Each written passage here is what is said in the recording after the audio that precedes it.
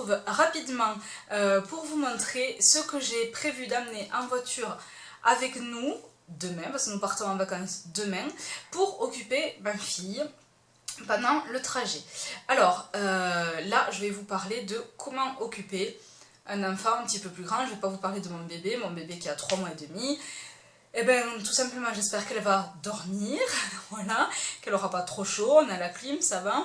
Mais comment occuper le bébé? Ben, je vais prendre sa sucette, une sucette de secours, voilà, et 2-3 petits jouets à accrocher à son siège auto.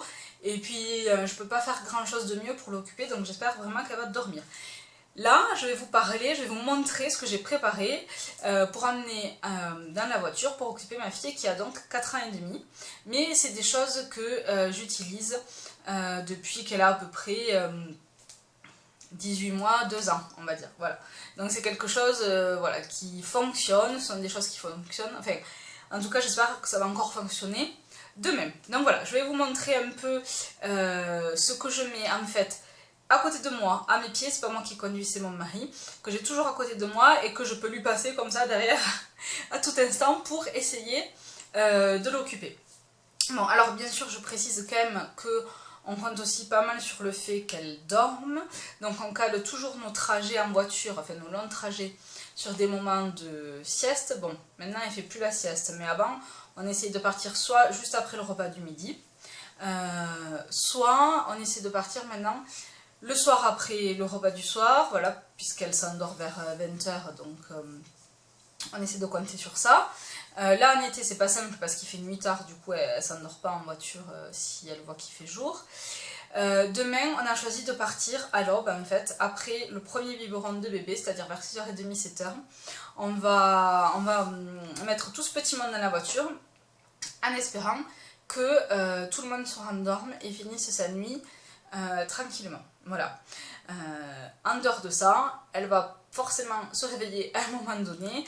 On a 4h30 de route, donc on va dire 5 heures de trajet, mais 4h30 dans la voiture si tout va bien.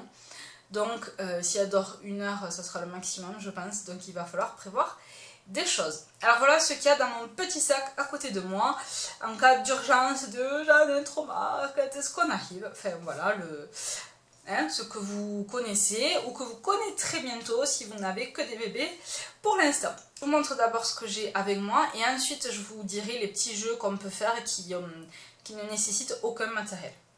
Premièrement, pour occuper un enfant, rien de mieux que de la nourriture. Voilà, de la nourriture grasse et sucrée de préférence.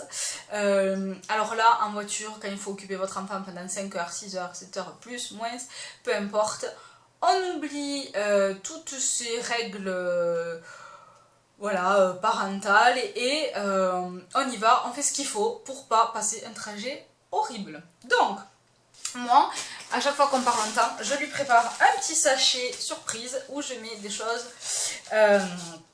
dedans qui sont à grignoter. Donc c'est pas des choses qu'elle a l'habitude de manger le reste du temps, c'est des bonbons, vous allez voir.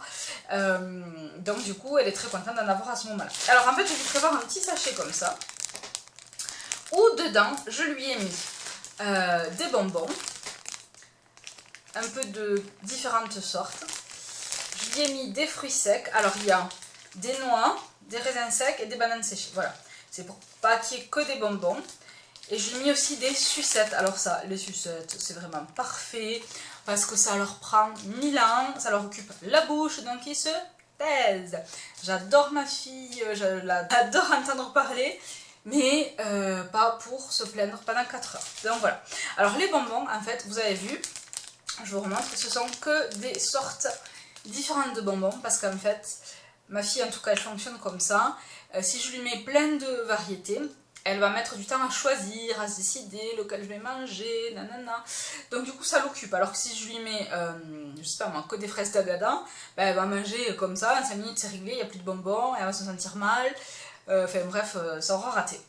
Donc là du coup ça va lui prendre du temps de choisir ce qu'elle va manger ensuite. Alors évidemment je ne lui laisse pas tout manger d'un coup, j'essaie quand même de la raisonner un petit peu, mais voilà, ça fonctionne bien. Je continue sur la bouffe. Comme on part tôt le matin, elle va prendre son petit déjeuner dans la voiture. Comme ça l'occupera. Donc je lui ai pris des céréales. D'habitude, elle n'a pas ce genre de céréales à la maison. Donc là, du coup, je pense qu'elle va être trop contente. Je précise aussi que j'essaie de lui faire la surprise. Je ne lui montre pas à l'avance ce que je vais amener. Comme ça, sur le moment, elle est contente, ça l'occupe. Enfin, voilà. Ça occupe 5 minutes de plus le fait d'avoir la surprise. Donc, je lui ai pris des paquets comme ça, des mini paquets de céréales. Je pense que je vais enlever les Coco Pops, là, sinon ça va vraiment me mettre partout. Je suis pas regardante sur les miettes ou sur l'état de la voiture après un long trajet. J'en ai rien à faire. Mais là, les Coco Pops, quand même... Bon, si on peut limiter un peu la casse, on va pas se priver non plus. Voilà. Donc, un petit paquet comme ça de céréales, je pense que à manger avec les doigts, ça va faire un carnage dans la voiture, mais ça va bien l'occuper, surtout que c'est la première fois qu'elle en aura. Des mini-formats comme ça, donc ça devrait l'intéresser. On continue sur la nourriture. Je vais pas tout lui donner d'un coup. J'espère ne pas avoir à dégainer toutes ces armes alimentaires demain dans le même trajet. Mais on ne sait jamais. Il vaut mieux avoir plusieurs choses sous le coude. Je lui ai aussi pris ceci, des Nutella Go. Nutella Go. Donc, en fait, ça... J'avais acheté par hasard une fois sur une aire d'autoroute quand elle était plus petite. Et ça lui avait pris 1000 ans à manger. Bon là maintenant elle a 4 ans et demi, donc elle va mettre moins de temps pour curer le Nutella. C'est dommage, mais quand même, je sais en plus qu'elle se fait durer le plaisir, voilà, qu'elle mange pas tous les bâtonnets d'un coup. Donc ça peut être pas mal en termes de gain de temps. Nutella Go, j'ai pas d'action, mais tant pis, ça serait bien. J'ai pris un petit peu de salé aussi. On ne sait jamais si elle a une préférence pour le salé.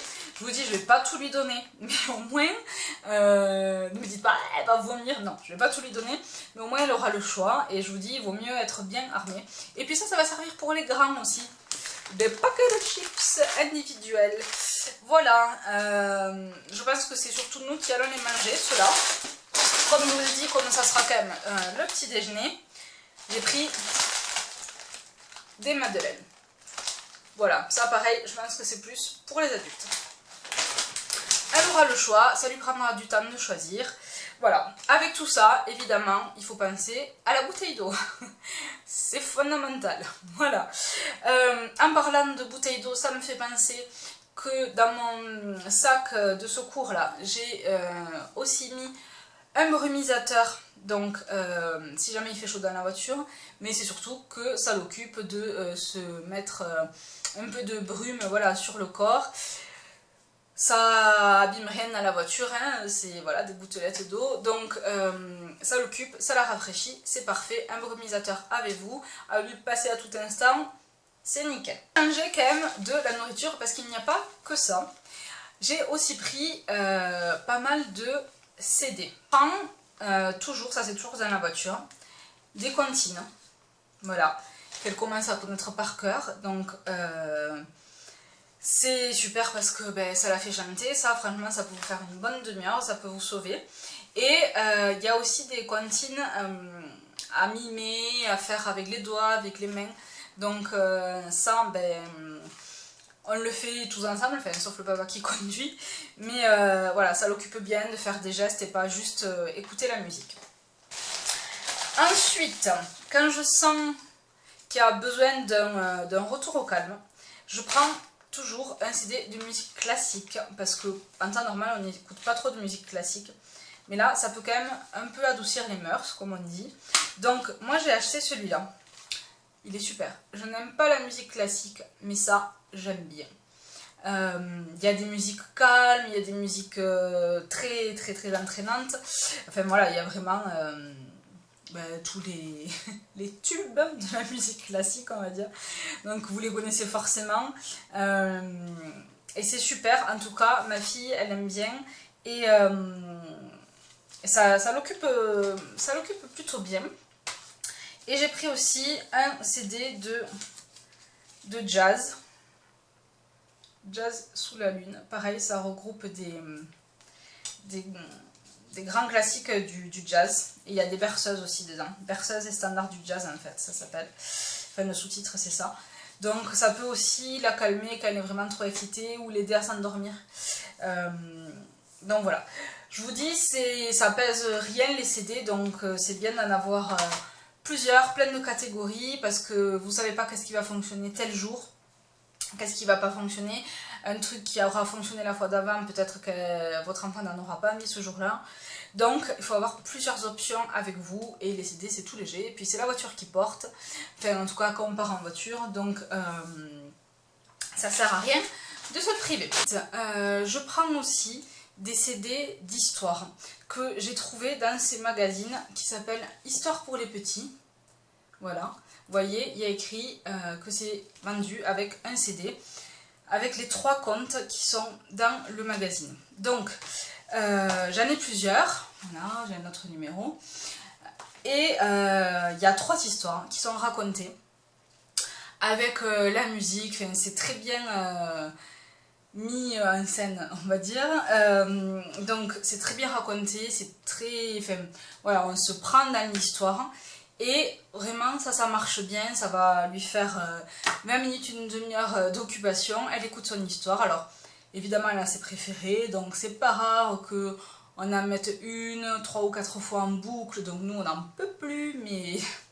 Il vaut mieux ça qu'un enfant en larmes ou en crise. Donc voilà, histoire pour les petits. Mais j'imagine, ça c'est de Milan. C'est des éditions Milan. Ça fait un petit moment que je les ai, vous voyez, écrit 2015, mais ça fonctionne toujours. J'imagine qu'ils en vendent aussi dans les librairies. Enfin, voilà, pas forcément juste avec ce magazine-là, vous pouvez en trouver ailleurs, je pense. Voilà. Donc ça, c'est pour tout ce qui est matériel. Je vais quand même un peu vous dire aussi tous les jeux qu'on peut faire en voiture qui ne demandent rien. C'est pas mal aussi. Alors, le célèbre Ni oui ni non. Donc avec ma fille, on peut jouer depuis l'an dernier, à peu près depuis qu'elle a 3 ans et demi. Bon, évidemment, elle perd très vite, mais après on le fait avec son père, elle nous écoute, et voilà, ça lui fait passer un petit moment. Et là, je pense qu'à 4 ans et demi, elle va commencer à pas mal intuiter. Ensuite, maintenant elle est trop grande pour dire le premier qui voit une voiture rouge, bon, en plus quand on est sur l'autoroute, ça n'a aucun sens. C'est 2 secondes après qu'on voit la voiture rouge, donc ça n'a aucun sens. Donc on va plutôt dire le premier qui voit un panneau rouge, ou enfin voilà. Essayez de trouver quelque chose à l'extérieur de la voiture qui soit de telle ou telle couleur. Voilà, ça peut occuper un petit moment. Ensuite, ce qu'on aime bien faire, c'est fredonner un air d'une musique qu'elle connaît évidemment. Et il faut qu'elle retrouve qu'est-ce que c'est qu'on est en train de fredonner, ce qu'on est en train de fredonner. Donc, on joue tous en même temps. Le premier qui trouve, bon évidemment, on fait semblant de ne pas trouver. On marque des points, donc on tient la comptabilité. Et voilà, ça peut faire durer le jeu comme ça un petit moment. Ensuite, on a un petit jeu, c'est pas vraiment un jeu, c'est plus une discussion, on va dire, mais sous forme de questions. On va lui demander qu'est-ce que tu préfères chez toi, qu'est-ce que tu aimes le moins chez toi, qu'est-ce que tu préfères, quel est ton jeu préféré, quel est ton dessin animé préféré, enfin voilà.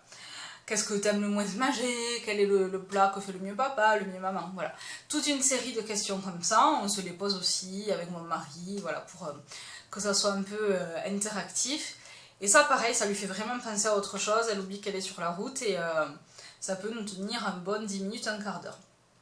Voilà, donc tout ça mis bout à bout, c'est que une fois qu'on a épuisé tout ça, qu'on va dégainer l'arme ultime que vous avez tous et toutes avec vous en voiture, j'imagine, c'est la tablette ou l'iPhone, ce que vous voulez, un petit dessin animé en somme.